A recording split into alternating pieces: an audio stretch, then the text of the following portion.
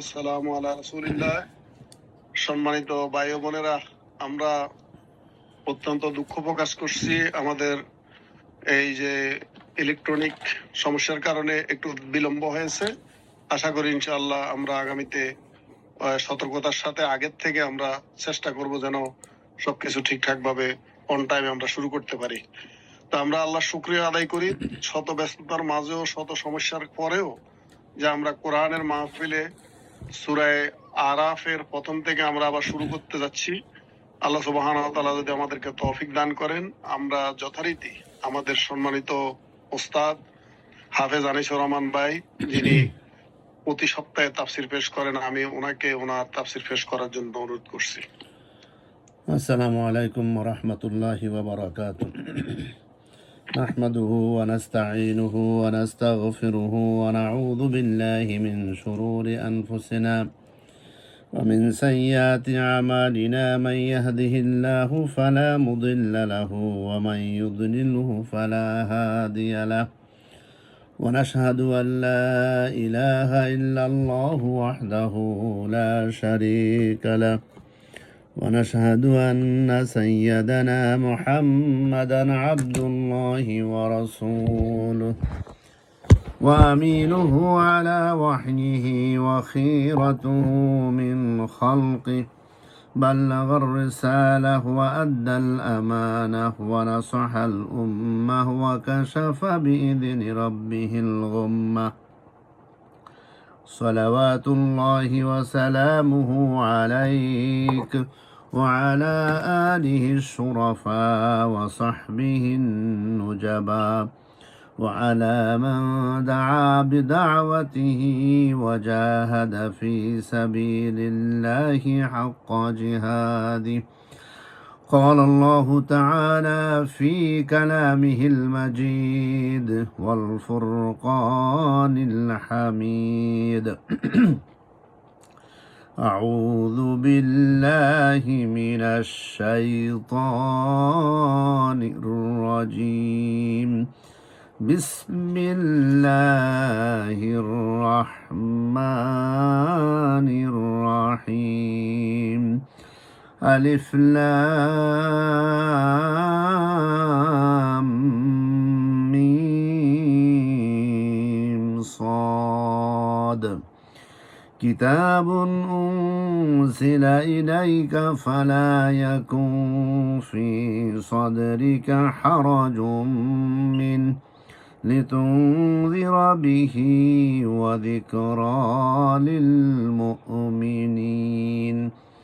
اتبعوا ما أنزل إليكم من ربكم ولا تتبعوا من دونه أولياء قليلا ما تذكرون. صدق الله العظيم. আলহামদুলিল্লাহ, আমরা আল্লাহ রাব্বুল আলামিনের দরবারে শুকরিয়া আদায় করছি যে মহান রব্বুল আলামিন আমাদেরকে প্রতি সপ্তাহের মতো আজকেও কোরআনের মজলিসে ফিরে আসার বা বসার তৌফিক দান করলেন।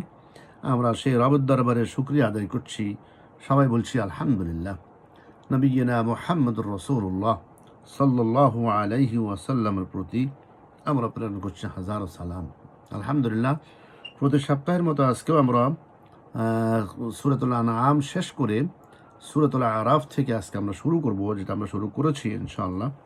প্রতি সপ্তাহের মতো আজকে আমরা শাব্দিক অর্থ খেয়াল করব, প্রত্যেকটা লেটারের শাব্দিক অর্থ খেয়াল করার পরে আমরা কোরআনের টেক্সটে আল্লাহ রাব্বুল আলামিন কী বলেছেন সেটা আমরা বোঝার চেষ্টা করব। এরপরে নবী মুহাম্মদ সাল্লাল্লাহু আলাইহি সাল্লাম থেকে শুরু করে যারা কোরআনের স্কলার ছিলেন আমাদের আগে সাহাবারা, তারা কি বলেছেন এই আয়াতগুলোর ব্যাপারে আমরা সেগুলো খেয়াল করব ইনশাআল্লাহ। ওয়া মা তাওফিক ইল্লা বিল্লাহ আলাইহি তাওয়াক্কালতু ওয়া ইলাইহি উনীব। তো প্রতি সপ্তাহের মতো আমরা হাদিস আজকে শুরু করবো ইনশাআল্লাহ। হাদিসটা সেটা আমাদের খুব পরিচিত একটা হাদিস। عن ابن عمر رضي الله تعالى عنه عن النبي صلى الله عليه وسلم قال لا حسد إلا في اثنين. নবী করিম সাল্লাল্লাহু আলাইহি ওয়াসাল্লাম বলেছেন, দুইটা জিনিস ছাড়া অন্য কোথাও কোনো জায়গাতে হিংসা করা যাবে না একজন আরেকজনকে। লা হাসাদ মানে হিংসা, লা হাসাদা ইল্লা ফি ইসনাইন, দুই জায়গা ছাড়া অন্য কোনো জায়গাতে কোনো মানুষের সাথে কারোর সাথে কোনো জায়গাতে হিংসা করা যাবে না। এক নম্বরে রজুলুন আতাহুল্লাহুল কোরআন, এক নম্বরে আল্লাহ নবী সাল্লাল্লাহু আলাইহি ওয়াসাল্লাম বলছেন ওই ব্যক্তির সাথে হিংসা করা যাবে যেই ব্যক্তিকে আল্লাহ রাব্বুল আলামিন কোরআনের নলেজ দিয়েছেন, কোরআনের তেলাওয়াত করার শক্তি দিয়েছেন, কোরআন বোঝার তৌফিক দিয়েছেন, কোরআন স্প্রেড করার তৌফিক দিয়েছেন এবং কোরআনের প্রত্যেকটা নখদর্পণ তার নলেজ আছে সেই তৌফিক দিয়েছেন। এই ব্যক্তির সাথে হিংসা করা যাবে সুন্দর তেলাওয়াত করে, তাহাজ্জুদের নামাজ দাঁড়ায় এসে খুব সুন্দর তেলাওয়াত করে। আপনি বলবেন ইয়া আল্লাহ, সে এত সুন্দর তেলাওয়াত করে তাহাজ্জুদ দাঁড়াইয়া, আমি কেন পারি না? তার সাথে আপনি হিংসা করবেন, হিংসা করে আপনি কোরআন মুখস্থ করা শুরু করবেন। এই হিংসা আল্লাহ রাব্বুল আলামিন নবীর মাধ্যমে আমাদের জন্য জায়েজ করেছেন। ফাহুয়া ইয়াকুমু বিহি আনা আল-লাইল ওয়া আনা আন-নাহার, তাহলে যে ব্যক্তি কি করে? কোরআন তেলাওয়াত করে। কোরআন তেলাওয়াত করলে কি রাত্রেবেলা কি যেন তাহাজ্জুদ পড়ে, দিনের বেলা কোরআন তেলাওয়াত করে, যখনই সুযোগ পায় তখনই কোরআন তেলাওয়াত করে। এই ব্যক্তির সাথে হিংসা করা যাবে, এক নম্বর ব্যক্তি। দুই নম্বর ব্যক্তি হচ্ছে ওয়ারাজুলুন আতাহুল্লাহু মালান, আর এমন ব্যক্তির সাথে হিংসা করা যাবে রজুলুন আতাহুল্লাহু মালান, যে ব্যক্তিকে আল্লাহ রাব্বুল আলামিন সম্পদ দিয়েছেন, এমন সম্পদ দিয়েছেন ফাহুয়া ইয়ানফিকুহু আনা আল-লাইলি ওয়া আনা আন-নাহার, সে কি করে? দিনের বেলা রাত্রের বেলা শুধু যখনই পায় তখনই সে আল্লাহর রাস্তায় খরচা করে। আল্লাহু আকবার। এই ব্যক্তির সাথে হিংসা করা যাবে। তাহলে আমরা দুজনের কথা হিংসার কথা বলা হয়েছে, বাকি অন্য কোথাও মানুষকে বা অন্য কাউকে হিংসা করা হারাম। এক নম্বর হিংসা করা হচ্ছে আল্লাহ রাব্বুল আলামিন যাকে কোরআন দিয়েছেন, কোরআনের নলেজ দিয়েছেন, তার সাথে হিংসা করে আপনি কোরআনের নলেজ বাড়ানোর জন্য আপনি হিংসা করতে পারবেন এবং তার মতো তেলাওয়াত আপনি করতে পারবেন, যাতে সে সুন্দর তেলাওয়াত করে আমি কেন পারি না, তার সাথে হিংসা করে আপনি কোরআন তেলাওয়াত বাড়াতে পারবেন। সুবহানাল্লাহ। নম্বর 2 হচ্ছে এমন ব্যক্তি যে ব্যক্তিকে আল্লাহ রাব্বুল আলামিন অনেক ধন সম্পদ দিয়েছেন, আর সে ধন সম্পদ কি করে? আল্লাহর রাস্তায় সে কন্টিনিউয়াস খরচ করতে থাকে, সুযোগ পাইলে খরচ করে। এই ব্যক্তির সাথে আপনি হিংসা করতে পারবেন। আসুন ভাইয়েরা বোনেরা, আমরা দুইটার কথা শুনলাম হাদিসটা খুব জরুরি, আমরা এই হাদিসটা ফলো করার চেষ্টা করি ইনশাআল্লাহ। আমরা কোরআনের মাহের হওয়ার জন্য আমরা হিংসা করি, যে সমস্ত লোকেরা মাহের কোরআনের, যে সমস্ত কোরআনের কারি, এই সমস্ত লোকদের সাথে আমরা হিংসা করে আমি আমার তেলাওয়াতটাকে আরও সুন্দর করি, মাধুর্য বাড়ায় কোরআনের ইনশাআল্লাহ। আর সম্পদ আল্লাহ রাব্বুল আলামিন আমাদেরকে যেটা দিয়েছেন সেটা দুঃখে হোক কষ্টে হোক সবসময় আল্লাহর রাস্তায় খরচ করি। যে ওই লোকের কথা হাদিসে যেটা আসছে, যাকে সম্পদ দেওয়া হয়েছে সে সম্পদ আল্লাহর রাস্তায় সবসময় কি করে? খরচ করতে থাকে। সুবহানাল্লাহ বিহামদি। আসুন ভাইয়েরা বোনেরা, এই হাদিসটা মুত্তাফাকুন আলাইহি, দুটো সহিহ গ্রন্থে হাদিসটা উল্লেখিত করা হয়েছে, আমরা এই হাদিসটা ফলো করি ইনশাআল্লাহ। আজকের আয়াত হচ্ছে সূরাতুল আরাফ। সূরাতুল আরাফের প্রথম আয়াত থেকে আমরা শুরু করবো ইনশাআল্লাহ। তো এই সূরাতুল আরাফে যাওয়ার আগে এই সূরার একটু কথা আমি একটু বলে নিই ইনশাআল্লাহ। সেটা হচ্ছে সূরার নামকরণ। সূরাতুল আরাফ হচ্ছে সূরা আনআমের পরেরটা। এই দুইটা সূরা, ওগুলো এই সমস্ত সূরা, প্রত্যেকটা সূরা আল্লাহ নবীর কাছে একসাথে নাজিল হয়েছে, একই ধাঁচের কথা এগুলো। আল্লাহ রাব্বুল আলামিন খুব গুরুত্ব সহকারে সূরাতুল আরাফ নাম দিয়েছেন। বলা হচ্ছে যে নামকরণ করা হচ্ছে, সূরাতুল আরাফের নামকরণ হচ্ছে জান্নাত ও জাহান্নামের মাঝখানে একটি উঁচু স্থান। আরাফ শব্দের অর্থ হচ্ছে জান্নাত এবং জান্নাতের মাঝখানে একটা উচ্চ স্থান আছে, সেটার নাম হচ্ছে আরাফ।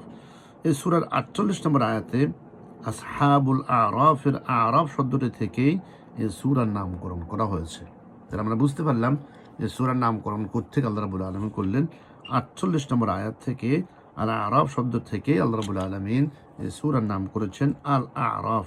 তাহলে আরাফ শব্দের অর্থ হচ্ছে জান্নাত এবং জাহান্নামের মাঝখানে একটা উঁচু স্থানের নাম হচ্ছে আরাফ। সূরা আরাফের নাম রাখার অর্থ এটা বোঝানো যে এটা সেই সূরা যাতে আরাফের উল্লেখ করা হয়েছে। সুবহান রাব্বুল আলামিন। ওখানে কেন হবে, কি ঘটবে, সব কিছু এখানে উল্লেখ করা হয়েছে। এই সূরা নাজিলের সময়কাল কখন সেটা নাজিল হয়েছে? সূরা আরাফ ও সূরা আনআম এর নাজিলের সময়কাল মোটামুটি কাছাকাছি। যে সূরা আমরা শেষ করেছি গত ক্লাসে, সেই সূরা আনআম আর সূরা আরাফ এগুলোর নাজিলের সময়কাল একদম মোটামুটি কাছাকাছি। তবে কোনটি আগে এবং কোনটি পরে নাজিল করা হয়েছে তা নিশ্চিত করে বলা যায় না।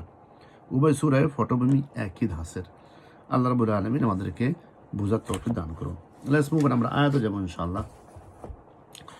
আয়াত হচ্ছে বিগিনিং আয়াত, আউযু বিল্লাহি মিনাশ শাইতানির রাজীম, বিসমিল্লাহির রহমানির রহিম। আলিফ লাম মিম সাদ। كتاب أنزل إليك فلا يكن في صدرك حرج منه لتنذر به وذكرى للمؤمنين। আয়াত নম্বর 1, আয়াত নম্বর 2। আমরা আগে শাব্দিক অর্থ খেয়াল করি ইনশাআল্লাহ। আল্লাহ রাব্বুল আলামিন এখানে কি বলেছেন? সূরাতুল আরাফ থেকে বিসমিল্লাহির রহমানির রহিম, আল্লাহর নামে শুরু করলাম। বিসমিল্লাহ শব্দের অর্থ হচ্ছে আল্লাহর নামে। আর রহমান আর রহিম দয়াময়, আর রহিম দয়ালু, the merciful, the most gracious. আলিফ লাম মিম সদ, এটা শব্দের অর্থ আল্লাহ রাব্বুল আলামিন ভালো জানেন, তার নবী ভালো জানেন। পরবর্তী আয়াত নম্বর 2, কিতাবুন শব্দের অর্থ বুক। কিতাবুন শব্দের অর্থ এ বুক। উনজিলা যেটা নাজিল করা হয়েছে, রিভিউলড ইলাইকা টু ইউ, ও নবী মুহাম্মদ সাল্লাল্লাহু আলাইহি ওয়াসাল্লাম। ফালা ইয়াকুন ফি সদরিকা, ফালা ইয়াকুন ফি সদরিকা, ফালা মানে অতএব যেন না, সো লেট নট, ইয়াকুন থাকে, বি ফি মানে মধ্যে, ইন সদরিকা তোমার অন্তরে, ইউর ব্রেস্ট, হারাজুন, হারাজুন কোনো সংকেত, কোনো সংকোচ, এনি আনসিনস, মিনহু তা নিয়ে, ফ্রম ইট, লিতুন জিরা তুমি যেন সতর্ক করতে পারো, লিতুন জিরা তুমি যেন সতর্ক করতে পারো, দ্যাট ইউ নো, বিহি মানে সেটা দিয়ে, উইথ ইট, ওয়া যিকরা এবং উপদেশ, অ্যান্ড এ রিমাইন্ডার, লিল মুমিনিন মুমিনদের জন্য, ফর দ্য বিলিভার। তাহলে আমরা প্রথম আয়াতটা আমরা শুনলাম, শাব্দিক অর্থ হবে আমরা আয়াতের অর্থ মিলিয়ে দেখি আল্লাহ রাব্বুল আলামিন কি বলছেন।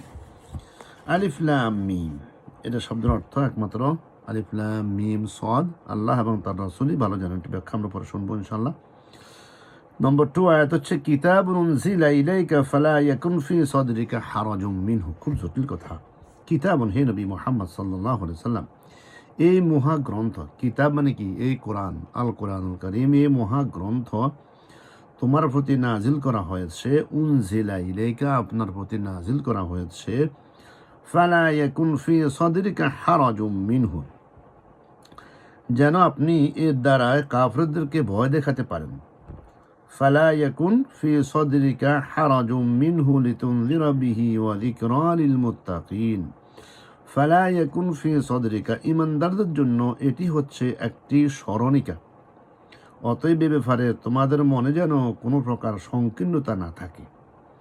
ফালা ইয়াকুন ফি সাদরিকা, তোমার অন্তরে যেন কোনো রকম বক্রতা, সংকীর্ণতা না থাকে। হারাজুম মিনহু লিতুনযিরা বিহি, এটা নাজিল করা হয়েছে কাফিরদেরকে, মানুষদেরকে ভয় দেখানোর জন্য। ওয়া যিকরা লিল মুত্তাকিন, অতএব এ ব্যাপারে এবং মুত্তাকিনদের জন্য সেটা হচ্ছে কি? এটা হচ্ছে একটা স্মরণিকা। সুবহানাল্লাহ আলামিন। তাহলে আমরা আবার একটু খেয়াল করি, পুরো আয়াতের অর্থ আমরা মিলিয়ে দেখি। আলিফ লাম মিম সাদ, এটা অর্থ আল্লাহ ভালো জানেন। নম্বর 2, কিতাবুন উনজিলা ইলাইকা, হে নবী মুহাম্মদ সাল্লাল্লাহু আলাইহি সাল্লাম, এই মহাগ্রন্থ তোমার প্রতি নাজিল করা হয়েছে যেন তুমি এর দ্বারা কাফিরদেরকে ভয় দেখাতে পারো। তাই না? পরের কথাগুলো আগে চলে আসছে, আগের কথাগুলো পরে যাবে অর্থ মিলাতে গেলে। তাহলে বলতে হবে এই মহাগ্রন্থ তোমার প্রতি নাজিল করা হয়েছে যেন তুমি এর দ্বারা কাফিরদেরকে ভয় দেখাতে পারো, ভয় দেখাতে পারো। ওয়া যিকরা লিল মুমিনিন, ঈমানদারদের জন্য, ঈমানদারদের জন্য এটি হচ্ছে একটি স্মরণিকা। ওয়া যিকরা লিল মুত্তাকিন, ঈমানদারদের জন্য এটা হচ্ছে কি? একটা স্মরণিকা। সুবহানাল্লাহ বিহামদি। এরপরে বলছেন অতএব ব্যাপারে তোমার মনে যেন কোনো প্রকারের সংকীর্ণতা না থাকে। ফি সাদরিকা হারাজুম মিনহু, ফালা ইয়াকুন ফি সাদরিকা হারাজুম মিনহু, তোমার মনে যেন কোনো রকম এই ব্যাপারে কোনো রকম সংকীর্ণতা না থাকে, ও নবী মুহাম্মদ সাল্লাল্লাহু আলাইহি সাল্লাম। প্রথমবার আমরা পড়লাম। দ্বিতীয়ত আমরা শাব্দিক অর্থ ভরে মিলা দেখবো ইনশাআল্লাহ।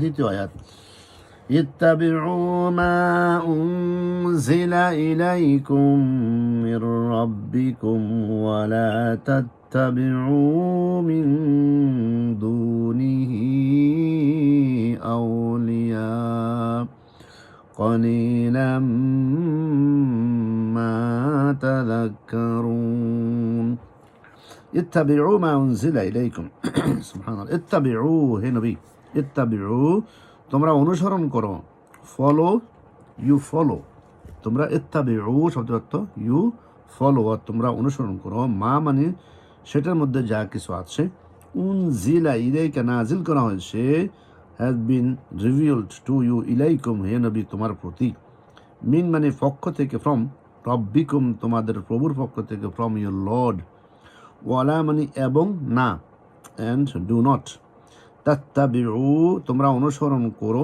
ইউ ফলো মিন মানে ফ্রম দুনিহি তার পরিবর্তে বিসাইড হিম তার পরিবর্তে বিসাইড হিম আউলিয়া বহু অভিভাবক এনি অ্যালাইজ কলিলান খুবই অল্প লিটল মা তা যা এ ওয়াট তাদা কারুন তোমরা উপদেশ গ্রহণ করো ইউ রিমেম্বার ইট এটা শুনলাম আর শাব্দিক অর্থ মিলিয়ে দেখি আল্লাহ রাব্বুল আলামিন কি বলছেন ইত্তাবিউ মা উনজিলা ইলাইকুম মির রাব্বিকুম আয়াত নাম্বার 2 3 ইত্তাবিউ হে মানুষ এই কিতাব তোমাদের মালিকের পক্ষ থেকে তোমাদের কাছে যা কিছু পাঠানো হয়েছে তোমরা তার যথাযথ অনুসরণ করো এবং তা বাদ দিয়ে তোমরা অন্য কোনো কর্তৃপক্ষের অনুসরণ করো না আসলে তোমরা খুবই কমই উপদেশ মেনে চলো সুবহানাল্লাহি ওয়া বিহামদি আল্লাহ রাব্বুল আলামিন কত সুন্দর কথা এখানে বলেছেন সরি আলহামদুলিল্লাহ রাব্বিল আলামিন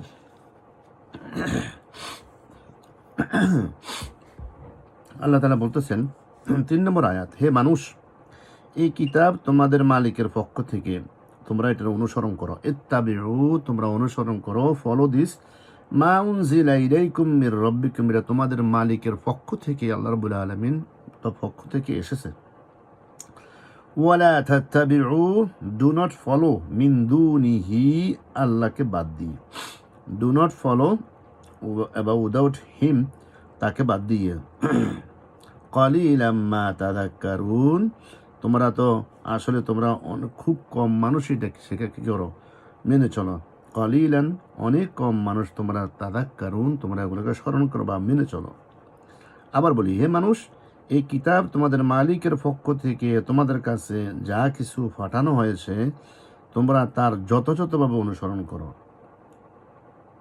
ইত্তাবিউ কি করো যথাযথভাবে অনুসরণ করো এবং তা বাদ দিয়ে তোমরা অন্য কোনো কর্তৃপক্ষের অনুসরণ করো না ওয়ালা তাত্তাবিউ মিন দুনিহি তাকে বাদ দিয়ে আউলিয়া কাকে ওলি বানাইও না মানে উনি অন্য কোনো কারো কর্তৃপক্ষের অনুসরণ করো আউলিয়া মানে কর্তৃপক্ষ বলছে এখানে তাফসীর কারক বা আউলিয়া মানে ওলি বানাইও না কলিলাম মা তাযাক্কারুন তোমাদের মধ্যে থেকে তোমরা অনেকেই এর থেকে সামান্য কিছু লোকে সেখান থেকে কী করো উপদেশ তোমরা গ্রহণ করে থাকো সুবহানাল্লাহ তাহলে 2টা আয়াত আমরা বললাম 3টা আয়াত সর্বমোট একটু ব্যাখ্যা আমরা শুনি আমাদের জন্য ক্লিয়ার হবে ইনশাআল্লাহ সূরাতুল আরাফ শুরুতে আল্লাহ রাব্বুল আলামিন আলিফ লাম মিম সাদ এটাকে হরফে মুকাত্তাআত বলে কি বলে হুরুফে মুকাত্তাআত এর ব্যাপ্তি এবং এ বিষয়ে মুফাসসিরদের মধ্যে অনেক ইখতিলাফ রয়েছে সরাসরি যেটা আমরা বুঝতে পারি সেটা হচ্ছে আল্লাহ এবং তার রসুলই এই শব্দের অর্থগুলো বুঝতে পারেন এটা হচ্ছে কোরআনের মুআজিজা কোরআনের কিছু কিছু শব্দ আমরা ডাইরেক্টলি বুঝতে পারি আল্লাহ রাব্বুল আলামিন যেগুলো আমাদেরকে বুঝতে দিয়েছেন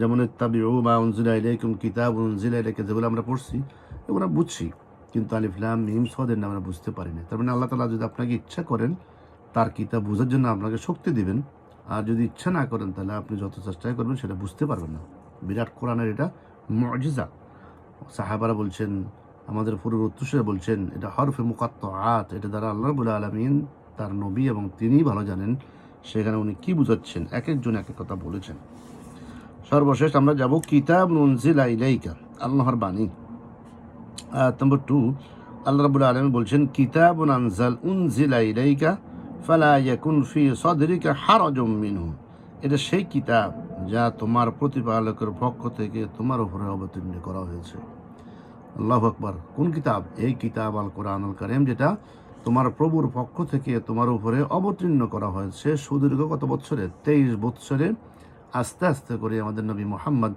সাল্লাল্লাহু আলাইহি সাল্লামের উপরে বাইদা জিবরাইল আল্লাহ রাব্বুল আলামিন ওনার উপরে অবতীর্ণ করেছেন। আল্লাহ এটাই বলছেন, হে নবী, এটা এমন একটা কিতাব যেটা তোমার প্রতি আমি কি করেছি? অবতীর্ণ করেছি। সত্যি, এটা সত্যি একটা কিতাব প্রতিপালকের পক্ষ থেকে তোমার উপরে অবতীর্ণ করা হয়েছে। ফালা ইয়াকুন ফি সাদরিকা হারাজুম মিনহু, সুবহানাল্লাহ। অতএব তোমার মনে যেন এই সত্যতা সম্পর্কের কোনো সন্দেহ না থাকে। দেখছেন, এই কোরআনের ব্যাপারে তোমার মনে যেন কোনো রকম সন্দেহের অবকাশ না থাকে। সূরা বাকারার বিগিনিং আল্লাহ রাব্বুল আলামিন কোরআনের প্রথমে বলেছেন কি? আলিফ লাম মিম যালিকাল কিতাবু লা রাইবা ফীহ। ডাইরেক্ট ঘোষণা করেছেন আল্লাহ রাব্বুল আলামিন যে এই বইয়ের মধ্যে, এই কিতাবের মধ্যে বিন্দু মাত্র সন্দেহ নাই। আছে সন্দেহ? কোনো সন্দেহ এখানে নাই। এ আয়াতে তার রিপিট হচ্ছে। আল্লাহ রাব্বুল আলামিন এখানে বলছেন, ফালা ইয়াকুন ফি সাদরিকা হারাজুম মিনহু, অতএব তোমার মনে যেন এই সত্যতা সম্পর্কে কোনো সন্দেহ না থাকে। সত্যতা মানে কি? কোরআন। একটু আগে যে বলছে কোরআন নাজিল করেছে আল্লাহ তাআলার পক্ষ থেকে, ওই তো সত্য। এই সত্যতার ব্যাপারে তোমার মনে যেন কোনো রকম বিন্দু মাত্র কি না থাকে, কোনো রকম বিন্দু মাত্র তোমার মনে যেন এ ব্যাপারে সন্দেহ না থাকে। সংকীর্ণতা না থাকার অর্থ হচ্ছে সন্দেহ না থাকা। কেউ কেউ এর ব্যাখ্যা বলেছেন, অতএব মানব জাতির কাছে এটা পৌঁছে দিয়ে দিতে এবং এর দ্বারা তাদের ভীতি প্রদর্শন করতে তুমি সংকুচিত হবে না। একের জন্য একটা ব্যাখ্যা দিয়েছেন। সুবহানাল্লাহ। তুমি ধৈর্য ধারণ করো হে নবী, যেমন ধৈর্য ধারণ করেছিলে সাহাবীরা, নবীরা। এই কারণে আল্লাহ তাআলা লিতুনযিরা বিহি, এই আয়াতের মাঝখানে বলেছেন লিতুনযিরা বিহি, তোমার প্রতি কোরআন নাজিল হয়েছে যাতে তুমি এর দ্বারা কাফেরদের ভয় প্রদর্শন করতে পারো। এই কোরআন নাজিল হওয়ার একটা মুখ্যম কথা, মেন উদ্দেশ্য আল্লাহ রাব্বুল আলামিন এখানে ক্লিয়ার করছেন যে হে নবী, তোমার কাছে আমি যে কিতাব নাজিল করেছি এর মধ্যে কোনো মাত্র সন্দেহ নাই। আর এই কারণে নাজিল করেছি লিতুনযিরা বিহি, লিতুনযিরা বিহি, তোমার প্রতি কোরআন নাজিল করেছি যাতে তুমি এর দ্বারা কাফেরদের ভয় প্রদর্শন করতে পারো, তাই না? ওয়াযাক্কির মান ইয়াখাফু ওয়াঈদ, সুবহানাল্লাহ। সূরা কাফের শেষ আয়াতে আল্লাহ তাআলা বলছেন। এরপরে আল্লাহ রাব্বুল আলামিন হাযা বালাগুল লিন্নাস ওয়া লিয়ুনযারু বিহি, এটা তোমার প্রতি ওয়া লিয়ুনযারু বিহি, সেখানে বলছেন তুমি এটা দিয়ে মানুষকে ভয় দেখাও। তাহলে মানুষকে ভয় দেখাতে গেলে কোরআন লাগবে। মানুষকে আল্লাহর ভীতি, আল্লাহর শাস্তির ভয়, যেগুলো আল্লাহ রাব্বুল আলামিন কোরআনে উল্লেখ করেছেন, নবী উল্লেখ করেছেন, সেগুলোর জন্য হে নবী তোমার কোরআন লাগবে। কোরআন, তুমি কোরআন দিয়ে মানুষকে ভয় দেখাও। যারা আল্লাহকে ভয় করে তাদেরকে তুমি কোরআন দিয়ে ভয় দেখাও। কোরআন দিয়ে হক পথ বুঝাও, হালাল পথ বুঝাও, জান্নাম বুঝাও, জাহান্নাম বুঝাও। জান্নাতের পথ দেখাও, জাহান্নামের যে শাস্তি আল্লাহ রাব্বুল আলামিন রেখেছেন সেগুলার কথা বলো। সেগুলো দিয়ে লিতুনযিরা বিহি, এই কোরআন দিয়ে তাদেরকে সেদিকে সেগুলার ভয় দেখাও। এরপরে আল্লাহ রাব্বুল আলামিন বলছেন ওয়া যিকরা লিল মুমিনিন, ঈমানদারদের জন্য এটি হচ্ছে একটি স্মরণিকা। ওয়া যিকরা লিল মুমিনিন, যিকরা মানে স্মরণীয় বাণী, লিল মুমিনিন, আর যারা আমার বিশ্বাস করবে, বিলিভার, তাদের জন্য এটা হচ্ছে একটা স্মরণিকা। এরপর আল্লাহ রাব্বুল আলামিন জ্ঞানীদের সম্বোধন করে বলেছেন ইত্তাবিউ মা উনজিলা ইলাইকুম মির রাব্বিকুম ওয়া লা তাত্তাবিউ মিন দুনিহি আউলিয়া। জ্ঞানীদের সম্বোধন করে আল্লাহ তাআলা বলতেছেন, সকল বস্তুর স্রষ্টা প্রতিপালকের পক্ষ থেকে নাজিলকৃত যে কিতাব নিয়ে উম্মি নবী মুহাম্মদের কাছে আগমন করেছেন তার পদঙ্ক অনুসরণ করো। তার পদঙ্ক অনুসরণ করো, নবী মুহাম্মদ সাল্লাল্লাহু আলাইহি ওয়াসাল্লামের পদঙ্ক তোমরা অনুসরণ করো, যে নবীর কাছে সত্য সহকারে কোরআন দুনিয়াতে এসেছে। এর মধ্যে কোনো ডাউট নেই, এমন সত্য বাণী যার কাছে এসেছে সে নবী মুহাম্মদ সাল্লাল্লাহু আলাইহি ওয়াসাল্লাম। তার পদাঙ্ক তোমরা কি অনুসরণ করো? তিনি হচ্ছেন উম্মি নবী, তিনি লেখাপড়া জানেন না, উম্মি নবী। তার পদাঙ্ক তোমরা অনুসরণ করো। ওয়ালা তাত্তাবিউ মিন দুনিহি আউলিয়া, অর্থাৎ রাসূলুল্লাহ সাল্লাল্লাহু আলাইহি ওয়াসাল্লাম যে জীবন বিধান নিয়ে এসেছেন, রাসূলুল্লাহ সাল্লাল্লাহু আলাইহি ওয়াসাল্লাম যে জীবন বিধান নিয়ে এসেছেন তা পরিত্যাগ করে শির প্রতিপালকের পালক ছাড়া অন্য কারো অনুসরণ করো না। আল্লাহ রাসূল যে দিন নিয়ে এসেছেন সেই দিনকে ব্যতিক্রম করে, সেই দিনকে ছেড়ে দিয়ে অন্য কারোর দিনের দিকে তোমরা তালাশ করো না। তাহলে তোমরা কি হবা?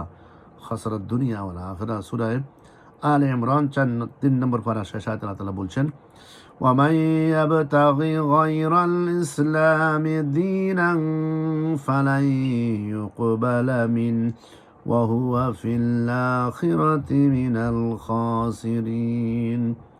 যে ব্যক্তি ইয়াবতাগি গায়রাল ইসলাম, ইসলামকে বাদ দিয়ে অন্য কিছু তালাশ করে, অন্য কিছু সন্ধান খোঁজে,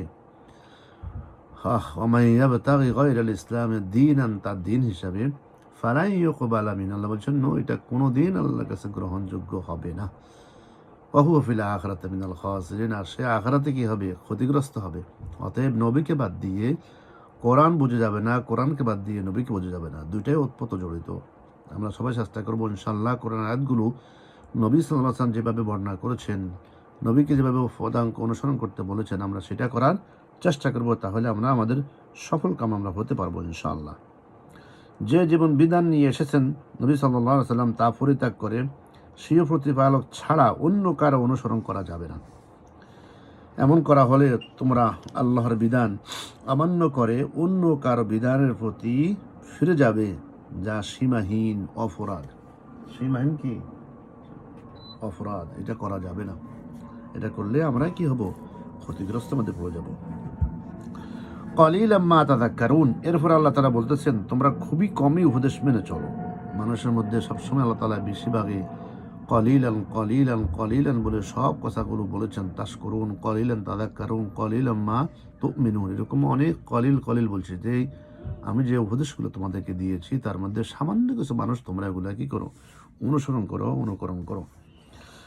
এরপর আল্লাহ রাব্বুল আলামিন আরেকখানে বলেছেন, আমা আকসারুন নাসি ওয়ালাউ হারাসতা বিমুমিনিন, সূরা ইউসুফ আয়াত নম্বর 10। এখানে বলছেন এ সত্ত্বে অধিকাংশ মানুষের অবস্থা হচ্ছে, যতই তুমি অনুগ্রহ পোষণ করো না কেন, তারা কখনো ঈমান আনার মতো নয়। যত রকম তুমি বুঝ দাও না কেন, তারা কখনো কি নয়? ঈমান আনার মতো নয়। ওয়াইন তুতি আকসারা মান ফিল আরদি ইউদিল্লুকা আন সাবিলিল্লাহ, হে মুহাম্মদ সাল্লাল্লাহু আলাইহি ওয়াসাল্লাম, তুমি যদি দুনিয়ার অধিকাংশ মানুষের কথা মেনে চলো, যদি মানুষের বেশিরভাগ মানুষের কথা মেনে চলো, তাহলে তারা তোমাকে আল্লাহর পথ থেকে বিচ্যুত করে ছাড়বে। অতএব তুমি কি করবা? আল্লাহ যেটা বলছেন, আল্লাহর যেটা তোমার কাছে আসছে, সেটাই তুমি ফলো করতে থাকো। সুবহানাল্লাহ। আল্লাহ রাব্বুল আলামিন আয়াতে বলেছেন সূরা ইউসুফে, ওয়ামা ইউমিনু আকসারুহুম বিল্লাহি ইল্লা ওয়া হুম মুশরিকুন, তাদের অধিকাংশ মানুষই আল্লাহ তাআলার উপর ঈমান আনে না, তারা তো আল্লাহ তাআলার সাথে শিরকও করতে থাকে। তবে কিছু কিছু লোক ঈমানও আনছে, ঈমান আনার পরে আল্লাহর সাথে তারা শিরকও করে। আল্লাহু আকবার। আল্লাহ তাআলা আমাদেরকে এই দুইটা আয়াত বোঝার তৌফিক দান করুন, নবীর পাওয়ার বোঝার তৌফিক দান করুন, এবং কোরআনের পাওয়ার বোঝার জন্য আমাদেরকে তৌফিক দান করুন। কোরআন কি জিনিস নিঃসন্দেহে সত্যবাণী, এটা আমাদেরকে হৃদয়ঙ্গম করার তৌফিক দান করুন। আর নবীকে বেশি করে ফলো করার জন্য আল্লাহ রাব্বুল আলামিন এই দুইটা আয়াতে বলেছেন, আমরা ছেড়ে যেন করতে পারি, আল্লাহর কাছে সে দোয়া করছি। নম্বর আয়াত, বিসমিল্লাহির রহমানির রহিম, ওয়া কাম মিন ক্বরিয়াতিন আহলাকনাহা ফাজাআহা বা'সুনা বায়াতান আও হুম কাইলুন। 4 নম্বর আয়াত, 5 নম্বর আয়াত, فما كان دعواهم إذ جاءهم بأسنا إلا أن قالوا إنا كنا ظالمين فلنسألن الذين أرسل إليهم ولنسألن المرسلين فلنقصن عليهم بعلم وما كنا غائبين। আয়াত নম্বর 7, তাই না? আমরা কয়েকটা আয়াত পড়বো ইনশাআল্লাহ। দেখি আল্লাহ রাব্বুল আলামিন কি বলছেন। আমরা শাব্দিক অর্থ খেয়াল করি ইনশাআল্লাহ। আগে শাব্দিক অর্থ খেয়াল করার পরে আয়াতটা আমরা মিলিয়ে দেখবো ইনশাআল্লাহ। সুবহানাল্লাহি ওয়া বিহামদি। আমরা বলতেছিলাম ওয়া কাম মিন ক্বরিয়াতিন আহলাকনাহা। কাম শব্দের অর্থ হচ্ছে আর অনেক, আরও অনেক, অ্যান্ড হাউ মেনি, ইংলিশে বলে অ্যান্ড হাউ মেনি। মিন শব্দের অর্থ হচ্ছে থেকে, ইংলিশে হচ্ছে অফ। ক্বরিয়াতিন জনপদ, ইংলিশ হচ্ছে এ সিটি। আহলাকনাহা, তোমরা যেগুলোকে ধ্বংস করেছি, আমরা যেগুলোকে ধ্বংস করেছি। আহলাকনাহা, যেগুলোকে ধ্বংস করেছি। উই ডিস্ট্রয় ইট। ফাজা আহা বা আসুনা, ফাজা আহা, তখন সেখানে এসেছিল। অ্যান্ড খাম টু দ্য বা সুনা, আমাদের শাস্তি, আওয়ার পানিশমেন্ট, বায়াতান, রাতে, এ নাইট, আও, অথবা, অর, হোম মানে যখন তারা, ওয়াইল দে, ক ইলুন, দুপুরে বিশ্রামরত, ওয়ার স্লিপিং অ্যাট নুন। তার এই শাব্দিক কথা আমরা খেয়াল করলাম। প্রথম আয়াত মিলিয়ে দেখি আল্লাহ তাআলা এখানে কি বলছেন। ওয়াকাম মিন ক্বরিয়াতিন আহলাকনাহা, এমন কত জনপদ আমি ধ্বংস করে দিয়েছি। আল্লাহ বলতেছেন ওয়াকাম মিন ক্বরিয়াতিন আহলাকনাহা, এমন কত জনপদ আমি ধ্বংস করে দিয়েছি, তাদের উপর আমার আযাব আসতো যখন তারা রাতের বেলায় ঘুমিয়ে থাকতো। যখন তারা রাতের বেলা ঘুমিয়ে থাকতো তখন তাদের উপরে আমার আযাব আসতো। কিংবা আযাব আসতো তাদের মধ্যে যখন তারা আহারের পর দিনের বেলা বিশ্রাম করতো। দুই সময় আযাব আসতো, তাই না? এক সময় হচ্ছে যারা যখন রাত্রেবেলা বিশ্রাম করতো তখন তাদের উপরে আযাব আসছিল। আল্লাহ তাআলা বলছেন এরকম কত জনপদকে আমি ধ্বংস করে দিয়েছি। অনেক জনপদ, অনেক জায়গা, অনেক নবীর উম্মতদেরকে আমি ধ্বংস করে দিয়েছি দুইটা সময়। এক সময় হচ্ছে তারা যখন রাত্রেবেলা বিশ্রাম করতো, শেষ রাতের দিকে গভীর ঘুমের মধ্যে, আল্লাহ বলছেন তখন আমি তাদের উপরে আমার শাস্তি দিয়ে আমি ওই জাতিকে ধ্বংস করে দিয়েছি। এক নম্বর। দুই নম্বর বলছেন ওই জাতিকে, আরও কিছু জাতিকে আমি ধ্বংস করেছি যখন তারা দুপুর বেলায় খাওয়ার পরে, দুপুরের খাওয়ার পরে তারা একটু বিশ্রাম করে। এই বিশ্রাম করা অবস্থায় এদের উপরে আমি শাস্তি দিয়েছি। ব্যাখ্যা আমরা পরে শুনবো। আয়াতের অর্থগুলো আমরা আগে শিখে নিই। ফামা কানা দাওয়াহুম ইয জাআহুম বা'সুনা, আল্লাহ তাআলা বলতেছেন ফামা কানা দাওয়াহুম, এরপর যা, দেন নট, কানা মানে ছিল, ওয়াজ। আপনি একবার যদি শব্দগুলো শিখে নেন আপনার কাছে কোরআনের শব্দ শিখতে অত্যন্ত ইজি লাগবে, সহজ লাগবে, অত্যন্ত ইজি এগুলো শেখা। কানা মানে ওয়াজ, অল দ্য টাইম।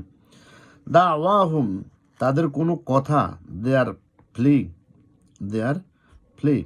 ইজ মানে যখন, হইন, জাআহুম, তাদের কাছে এসেছিল, খাম টু দ্যাম, জাআহুম, তাদের কাছে এসেছিল, খাম টু দ্যাম, বা সুনা, আমাদের শাস্তি, আওয়ার পানিশমেন্ট, বাংলা ইংরেজির কাছাকাছি অর্থগুলো বোঝা যায়। ইল্লা মানে ছাড়া, অ্যাকসেপ্ট, আন মানে যে, দ্যাট, কলু, তারা বলছিল, দ্য সেইড, ইন্না, নিশ্চয়, আমরা, ইনডিড, উই আর, কুন্না, আমরাই ছিলাম, ওয়ার, ওয়ালিমিন, জালিম, ট্রান্সগ্রেসর। সুবহানাল্লাহ। তাহলে আমরা শাব্দিক অর্থ শুনলাম, আর মিলিয়ে দেখি আয়াত নম্বর 4-5, তাই না? আল্লাহ তাআলা এখানে কি বলছেন? ফামা কানা দাওয়াহুম ইয জাআহুম বা'সুনা ইল্লা আন ক্বালু ইন্না কুন্না যালিমিন। আর এইভাবে যখন তাদের কাছে আমার আযাব আসতো,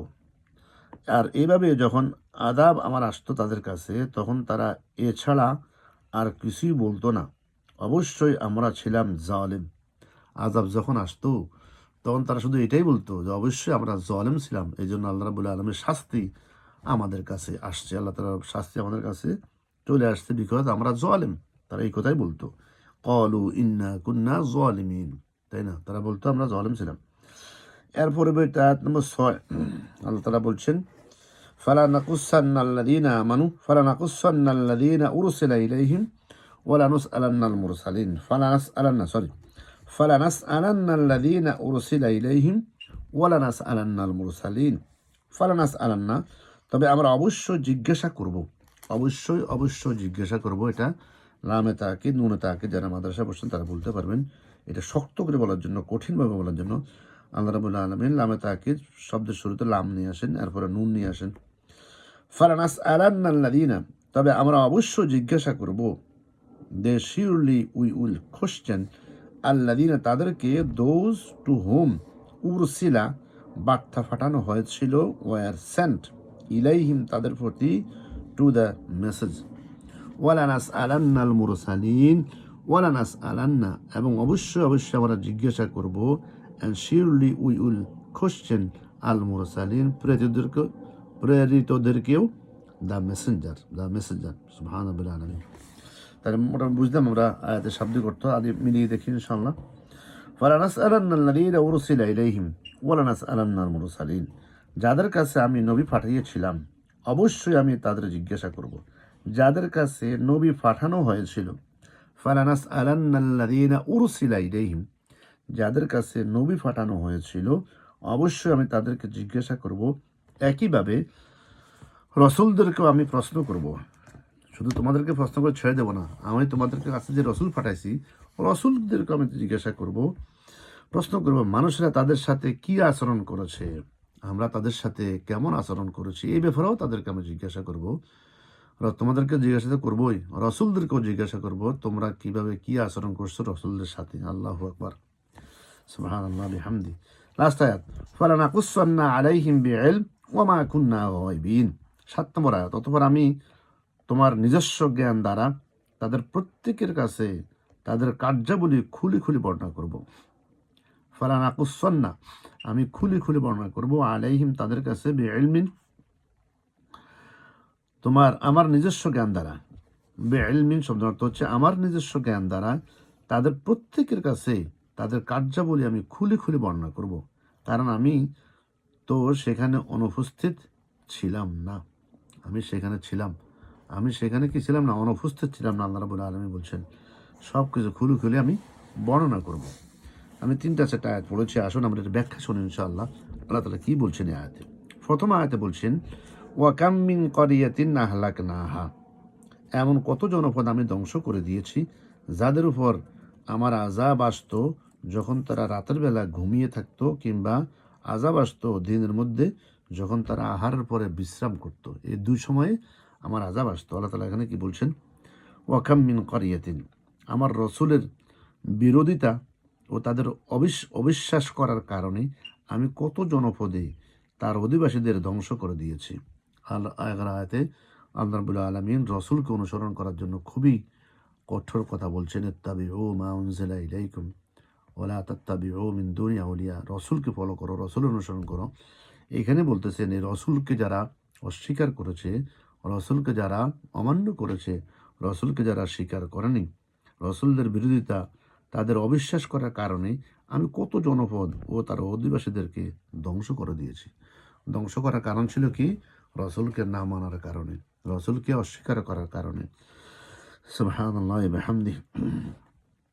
অতঃপর তাদের এই আচরণ তাদের জন্য আখিরাতের অপমানের সাথে দুনিয়ার লাঞ্ছনাও ডেকে এনেছে। তাই না, দুনিয়া তো কি তাদের লাঞ্ছনা তাদের ডেকে এনেছে, তারা আল্লাহ রসুলদেরকে অস্বীকার করার কারণে। সূরাতুল আনআমে 10 নম্বর আয়াতে আল্লাহ তাআলা বলতেছেন ওয়ালাকাদ ইসতুহজিয়া বিরুসুলিম মিন ক্বাবলিকা ফাহাকা বিল্লাযীনা সাখিরু মিনহুম মা কানু বিহি ইস্তাহজিউন। হে রাসূল, তোমার পূর্বেও অনেক নবী রসুলদের সাথে এভাবে ঠাট্টা বিদ্রুপ করা হয়েছিল। রসুল, আপনি মনক্ষুণ্ণ হয়েন না। আপনার আগে যে সমস্ত রসুল দুনিয়াতে আসছেন, আপনাকে যেভাবে তারা বলে, জাদুকর বলে, কবি বলে এবং গালাগালি করে, পাগল বলে, আপনার পূর্বে যে সমস্ত নবীরা ছিল ওদেরকেও ওরা এরকম কম ছাড়ে নাই, ওদেরকে কম করে তারা ওরা বলেছে। অতএব আপনি কি বলবেন না, মন ভেঙেন না। অনন্তর তাদের মধ্যে যারা নবীর সাথে যে ঠাট্টা বিদ্রুপ করেছে তা তাদেরকে শাস্তির আকারে পরিবেষ্টন করে ফেলেছে। নবীকে এরকম অমান্য করার কারণে, ঠাট্টা বিদ্রুপ করার কারণে তাদের উপরে আল্লাহর তরফ থেকে শাস্তি এসেছে। ফাকাইয়িম মিন ক্বরিয়াতিন আহলাকনাহা ওয়া হিয়া যালিমা ওয়া হিয়া খাবিয়া আলা উরুশিহা ওয়া বিইরিন মুআত্তালাতিন ওয়া কাসরিন মাশীদ। এই আয়াতে আল্লাহ তাআলা বলতেছেন, আমি আরো কত জনপদকে ধ্বংস করেছি যার অধিবাসীরা ছিল অত্যাচারী, অতঃপর তা বিধ্বস্ত, মুখ থুবড়ে পড়েছে তারা। কত কূপ পরিত্যক্ত হয়ে পড়েছে, কত শখের সুন্দর প্রাসাদ বিরান হয়ে ধ্বংসস্তূপে পরিণত হয়ে গেল। সুবহানাল্লাহ, একমাত্র নবীকে অস্বীকার করার কারণে তাদের উপরে কত শাস্তি আমি তাদের দিয়েছি। সুবহানাল্লাহ। এরপর আরেকটা আয়াত আল্লাহ তাআলা বলতেছেন, সূরা কাসাস আয়াত নম্বর 58, ওয়া কাম মিন ক্বরিয়াতিন আহলাকনাহা ওয়া কাম মিন ক্বরিয়াতিন বাতিরাত মাঈশাতাহা ফাতিলকা বুয়ুতুহুম ফাতিলকা মাসাকিনুহুম লাম তুসকাম মিন বাদিহিম ইল্লা কলিলা ওয়া কুন্না নাহনুল ওয়ারিসিন। আমি এমন অনেক জনপদ ধ্বংস করে দিয়েছি যার অধিবাসীরা তাদের অর্থনৈতিক সমৃদ্ধির দম্ভ করত, অর্থনৈতিক সমৃদ্ধির দম্ভ করত, অথচ এগুলো হচ্ছে তাদের ঘরবাড়ি, আর এ হচ্ছে তার ধ্বংসাবশেষ। এদের ধ্বংসের উপর এসব জায়গায় খুব কম মানুষেরই বসতি ছিল। শেষ পর্যন্ত আমি সব কিছুর চূড়ান্ত মালিক হয়ে থাকলাম, আর এদের সবাইকে কি করলাম? ধ্বংস করে দিলাম। এটা হওয়ার কারণটা ছিল কি? নবীদেরকে অস্বীকার করা, নবীদেরকে মিথ্যা প্রতিপন্ন করা, নবীদের আনিত গ্রন্থকে অস্বীকার করা। এই কারণে আল্লাহ রাব্বুল আলামিন কত জনপদকে ধ্বংস করেছেন তারই একটা বিস্তারিত ব্যাখ্যা আল্লাহ এখানে দিয়েছেন। এরপর আল্লাহ রাব্বুল আলামিন বলছেন, ফাজাআহা বাসুনা বায়াতান আও হুম কাইলুন। আল্লাহর নির্দেশ, আযাব ও শাস্তি তাদের উপর আপতিত হয়েছিল যখন তারা বায়াতান স্লিপিং থাকতো, ঘুমে থাকতো, তাই না? ঘুমের মধ্যে ছিল, তখনই শাস্তি ওদের উপর আসছে। যেমন রাত্রের শেষ ভাগে বেশিরভাগের শাস্তি এই লোকগুলোর উপরে দুনিয়াতে আসছে। আল্লাহ তাআলা আমাদেরকে হেফাজত করুন আল্লাহর এই শাস্তি থেকে। আমাদের মধ্যে অনেক অনেক মানুষ এমনও আছে যারা আমাদের নবীকেও তারা অস্বীকার করে, নবীর সাথে ঠাট্টা বিদ্রুপ করে। আল্লাহ যেন এই শাস্তি আমাদের উপরে আপতিত না করেন। এরপর বলছেন কায়লুলা, যখন মানুষ দিনের বেলা বিশ্রাম করে খাওয়ার পরে, এটাকে কায়লুলা বলে। দুপুরবেলা খাওয়ার পরে মানুষ একটু বিশ্রাম করে, বিশ্রাম করার পরে তার নতুন করে তার উদ্যমতা ফিরিয়ে আসে। এই সময় আল্লাহ রাব্বুল আলামিন এই বিশ্রাম অবস্থা তাদেরকে কি করতেন? শাস্তি দিতেন। তাদের উপরে আল্লাহর গজব আসতো এই সময়। আল্লাহ রাব্বুল আলামিন আমাদেরকে হেফাজত করুন। এরপরে আল্লাহ রাব্বুল আলামিন বলছেন, আরও অনেক আয়াত এখানে আছে, আমরা একটু ব্যাখ্যা করি, একটু খেয়াল করি ইনশাআল্লাহ। আফামিন আল্লাযীনা মাকারু সাইয়্যাত আফামিন আহলুল কুরআন ইয়াতিয়াহুম বা'সুনা বায়াতান আহুম নাইমুন। সূরা আরাফের 97-98 নম্বর আয়াত আল্লাহ তাআলা বলছেন, এই লোকালয়ের মানুষগুলো কি সত্যি এতই নির্ভর হয়ে গেছে? তারা মনে করে নিয়েছে আমার আযাব নিঝুম রাতে তাদের কাছে আসবে না, তখন তারা গভীর ঘুমে বিভোর হয়ে থাকবে। অতঃপর জনপদের মানুষগুলো কি নির্ভয় ধরে নিয়েছে যে আমার আযাব তাদের উপরে মধ্যে দিয়ে এসে পড়বে না, যখন তারা খেলতামাশায় মত্ত থাকবে।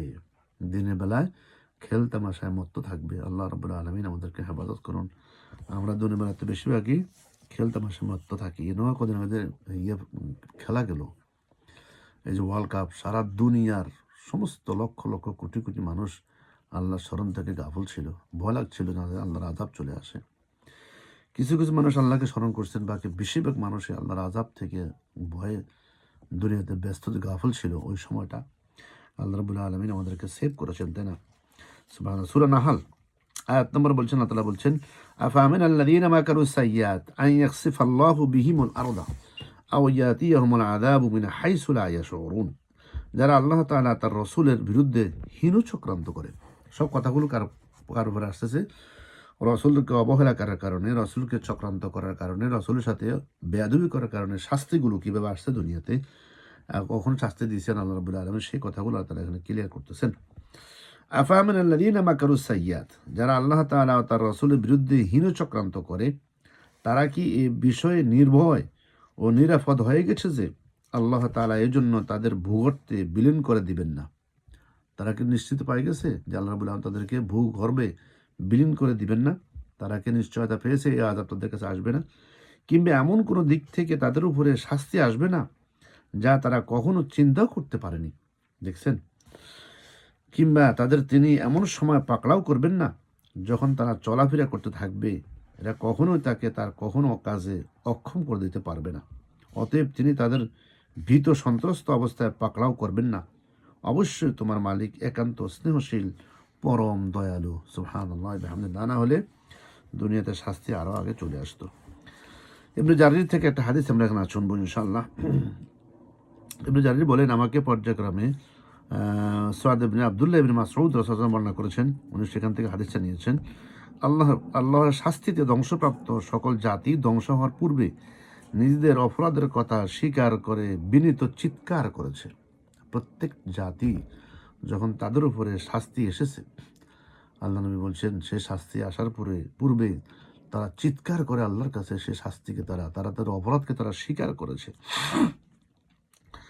তাই আল্লাহ তাআলা এখানে বলেছেন ইল্লা আন ক্বালু ইন্না কুন্না যালিমিন। শাস্তি যখন এসে যায় তখন তারা চিৎকার করে বলে, হে আল্লাহ, আমরা কি জালেম ছিলাম। আল্লাহ রাব্বুল আলামিন বোঝার তৌফিক দান করুন। পরবর্তী আয়াতে আমরা মুখ করব ইনশাআল্লাহ। ফালানাসআলান্নাল্লাযীনা উরসিলা ইলাইহিম, যাদের কাছে রসুল প্রেরণ করা হয়েছে আমি তাদেরকে অবশ্যই জিজ্ঞাসা করব। এইগুলো এতক্ষণ গেল যে রসুলদেরকে অস্বীকার করার কারণে শাস্তির আস্বাদন আল্লাহ রাব্বুল আলামিন কীভাবে দুনিয়াবাসীকে দিয়েছেন, শাস্তি কখন আসছে, কখন আসবে, এবং কীভাবে শাস্তি আসছে, কত জনপদ আল্লাহ ধ্বংস করছেন, কিছুটা টাচ আমরা এখানে করেছি। এ আয়াতে আসছে ফালানাসআলান্নাল্লাযীনা উরসিলা ইলাইহিম, যাদের কাছে রসুল প্রেরণ করা হয়েছে তাদের আমি অবশ্যই জিজ্ঞাসা করব। যাদের কাছে আল্লাহ রাব্বুল আলামিন এই রসুলদেরকে পাঠিয়েছেন তাদেরকে অবশ্যই আল্লাহ রাব্বুল আলামিন ধরবেন, পাকড়াও করবেন, জিজ্ঞাসা করবেন। সুবহানাল্লাহ।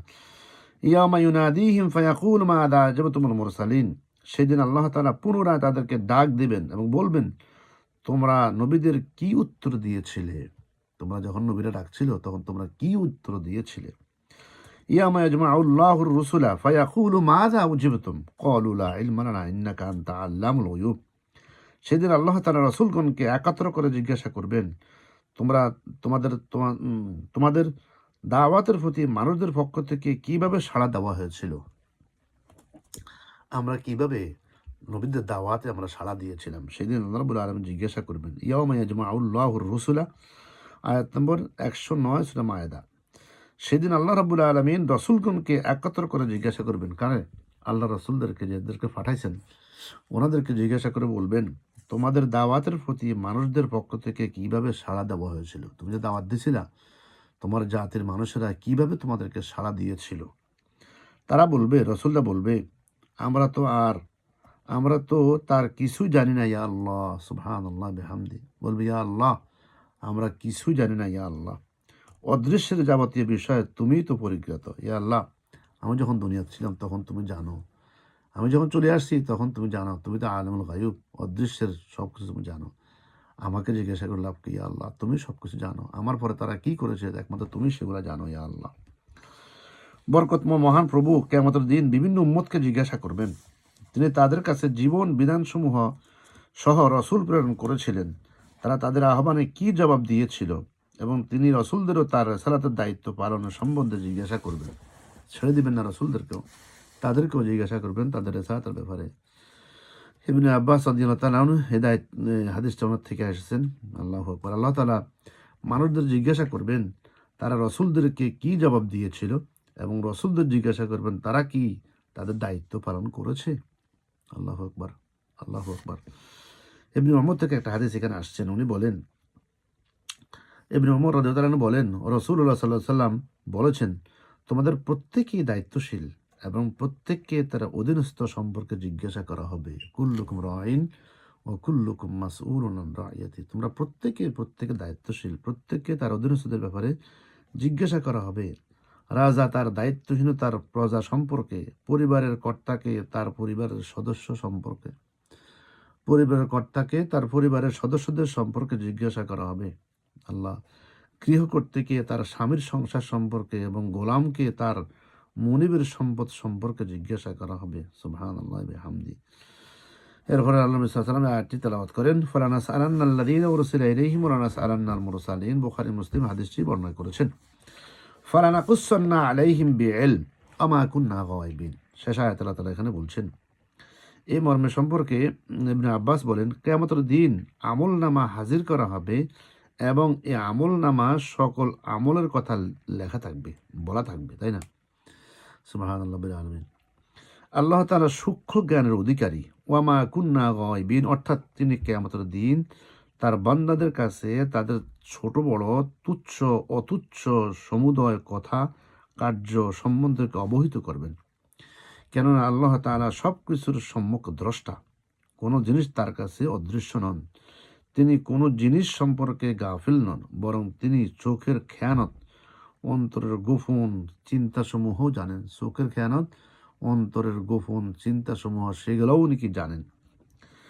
আল্লাহ তাআলা তাই বলছেন, ওয়ামা তাসকুতু মিন ওয়ারাকাতিন ইল্লা ইয়ালামুহা ওয়ালা হাববাতিন ফি যুলুমাতিল আরদি ওয়ালা রাতব ولا يابس إلا في كتاب مبين।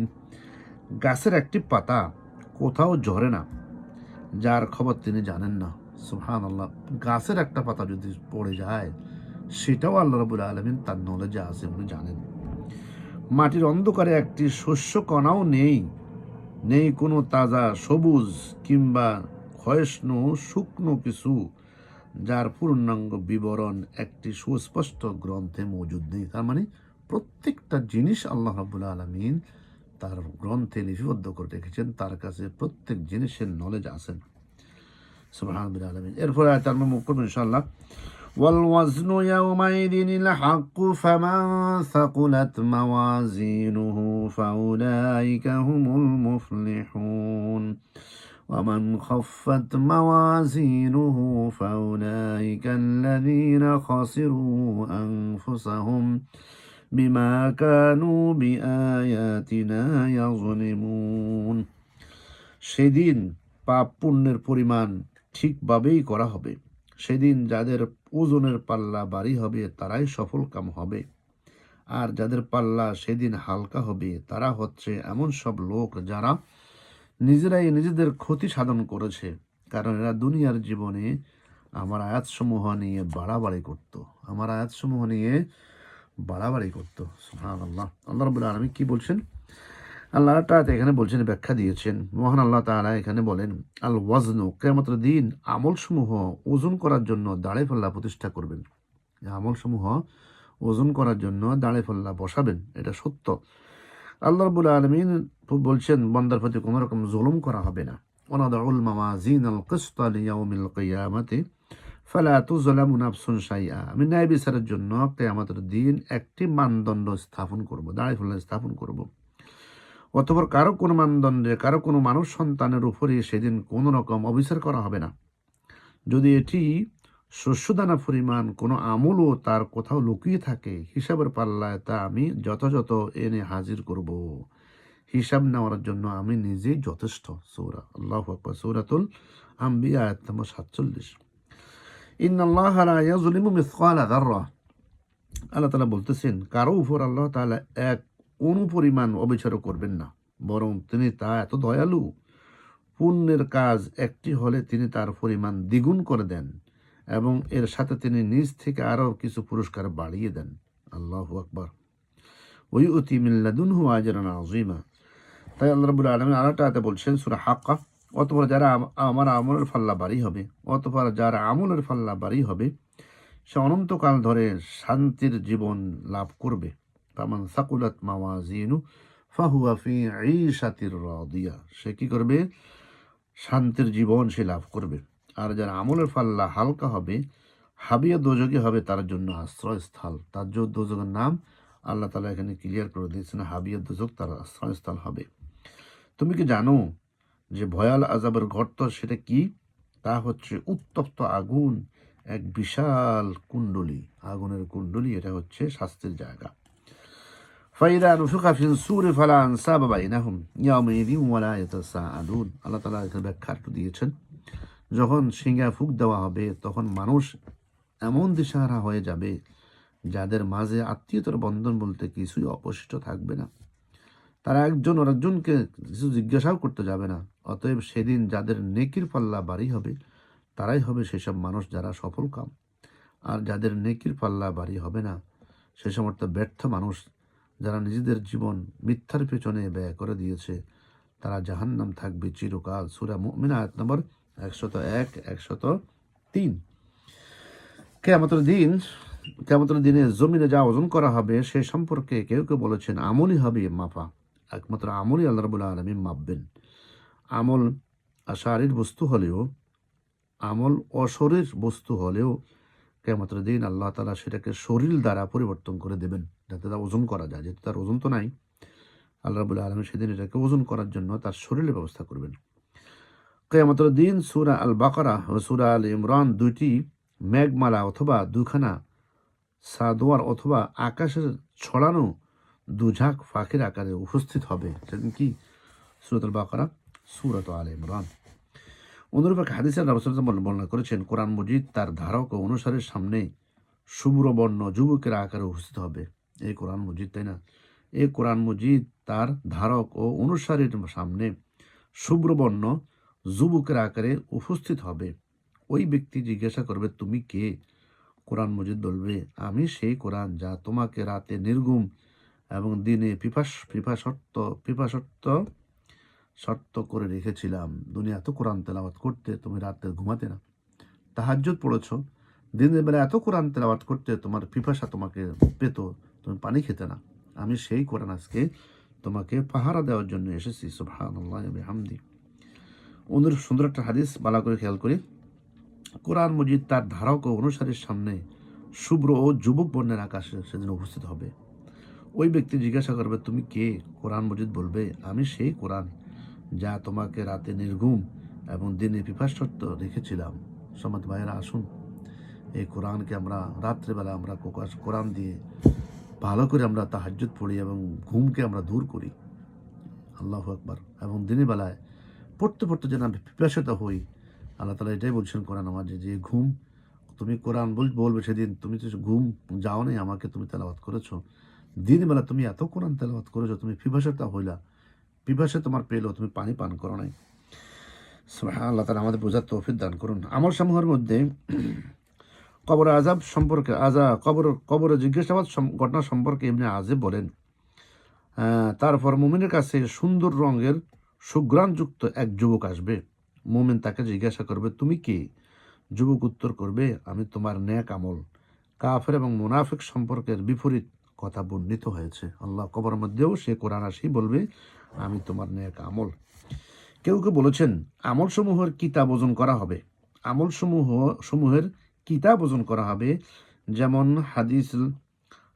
হাদিসুল বিতাকার মধ্যে এসেছে, একজন লোককে হিসাবের জন্য উপস্থিত করা হবে। তার জমিনের এক পাল্লায় তার আমল 99 খানা দস্তাবেজ রাখা হবে। প্রত্যেকটি দস্তাবেজের মানুষ দৃষ্টি যতদূর প্রসারিত হয় ততদূর পর্যন্ত বিস্তৃত হবে। অতঃপর একখানা চিরকুট আনা হবে, সেখানে লা ইলাহা ইল্লাল্লাহ, আল্লাহ ছাড়া কোনো ইলাহ নেই লিখিত থাকবে। লোকটি বলবে, হে প্রভু, এসব দস্তাবেজের তুলনায় এর চিরকুট কি ওজন বেশি রয়েছে? আল্লাহ তাআলা বলবেন, তোমার প্রতি বিন্দুমাত্র অবিচার করা হবে না। অতঃপর সেই চিরকুটখানা অপর পাল্লায় রাখা হবে। রাসূলুল্লাহ সাল্লাল্লাহু আলাইহি সাল্লাম বলেন, ওজনে দস্তাবেজগুলো হালকা এবং চিরকুটখানা ভারী প্রমাণিত হবে। আল্লাহু আকবার। সেটা হচ্ছে লা ইলাহা ইল্লাল্লাহ। তিরমিজি মর্মে অনেকগুলো হাদিস বর্ণনা করেছেন, কিয়ামতের দিন জমিনের আমলের অধিকারী ব্যক্তিকে ওজন করা হবে। যেমন হাদিসে বর্ণিত হয়েছে, কিয়ামতের দিন বিশাল দেহের অধিকারী এক ব্যক্তিকে হাজির করা হবে। বিশাল দেহের এক ব্যক্তিকে হাজির করা হবে, কিন্তু আল্লাহর কাছে তার ওজন মাফার কোনো আল্লাহ তাআলার কাছে ওজন মশার ফাখার ওজনের সমান হবে না। এই জন্য রাসূলুল্লাহ সাল্লাল্লাহু আলাইহি ওয়াসাল্লাম বলেছেন, ফালা নুকিমু লাহুম ইয়াওমাল কিয়ামাতি ওজনা। আব্দুল্লাহ ইবনে মাসউদ থেকে আরেকটা হাদিস এখানে আসছে, তোমরা কি আব্দুল্লাহ ইবনে মাসউদের দু পায়ের নলার কৃশতা দেখতে আশ্চর্য বোধ করছো? যার হাতে আমার প্রাণ রয়েছে তার শপথ, নিশ্চিতভাবে এই দুটো জমিনের উহুদ পাহাড় থেকে অধিকতর ভারী হবে। আব্দুল্লাহ ইবনে মাসউদের দুটি পা ছিলেন ছোট ছোট। সাহাবারা দেখে এটা হাসতেন। আল্লাহ রাসূল, তোমরা কেটে দেখে আশ্চর্য হচ্ছ, বরং তার দুই পা হবে কি উহুদের পাহাড়ের চেয়ে অধিক ওজনে, অধিক বেশি হবে তার দুই পা। আল্লাহু আকবার। সাহাবীর পা। সকল হাদিসই সহিহ, যতগুলো হাদিস আমরা পড়লাম এখানে। কিয়ামতের দিন মিজান কখনো আমল নামা, আবার কখনো আমলের অধিকারী ব্যক্তিকে ওজন করা হবে। আল্লাহ রাব্বুল আলামিন ভালো জানেন। আসুন ভাই এবং বোনেরা, আমরা আরও বেশি চেষ্টা করি কথাগুলো, হাদিসগুলো যেগুলো পড়লাম, আল্লাহ রাব্বুল আলামিন আমাদের বোঝার তৌফিক দান করুন। আজ যেগুলো পড়েছি এগুলো আমাদের বোঝার তৌফিক দান করুন। দুনিয়ায় যদি কোনো কথা বলে থাকে, আল্লাহ আমাদেরকে ক্ষমা করুন। আমা তাওফিক ইল্লা বিল্লাহ, আলাইহি তাওয়াক্কালতু ওয়া ইলাইহি উনীব। হাযা মা ইলমি ওয়াল ইলমু ইনদাল্লাহ। সুবহানাকাল্লাহুম্মা বিহামদিক, আশহাদু আল লা ইলাহা ইল্লা আনতা, আস্তাগফিরুকা ওয়া আতুবু ইলাইক। আসসালামু আলাইকুম ওয়া রাহমাতুল্লাহি ওয়া বারাকাতুহু।